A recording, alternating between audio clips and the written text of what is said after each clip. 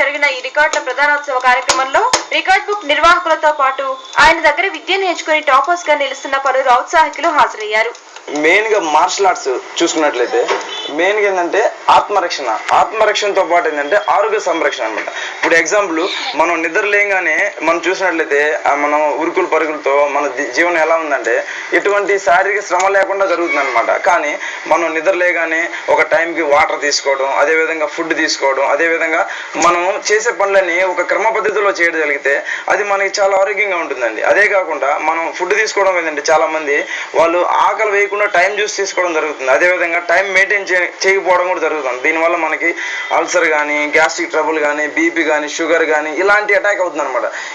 ఇలాంటివి అటాక్ అయిందనుకోండి, ఒకసారి వస్తే ఇది మనకి లైఫ్ లాంగ్ ఎంతో మనం బాధపడతాయి. కాబట్టి మీరేంటంటే ప్రతి ఒక్కరూ వాళ్ళ టైం ప్రకారం ఏంటంటే ఫుడ్ తీసుకోవడం, అదేవిధంగా వాళ్ళ దైనందిన జీవితంలో కొన్ని వాళ్ళ కోసం ఏంటంటే ఒక ½ అన్ అవర్ ఇలాంటి ఎక్సర్సైజులు కానీ, వాకింగ్ కానీ, జాగింగ్ కానీ, యోగా కానీ ఇలాంటి మార్షల్ ఆర్ట్ వాళ్ళ జీవితంలో ఇలాంటి ఉంచుకోగలిగితే వాళ్ళు ఏంటంటే ఎంతో విధంగా వాళ్ళు కాపాడుకోగలరు అనమాట.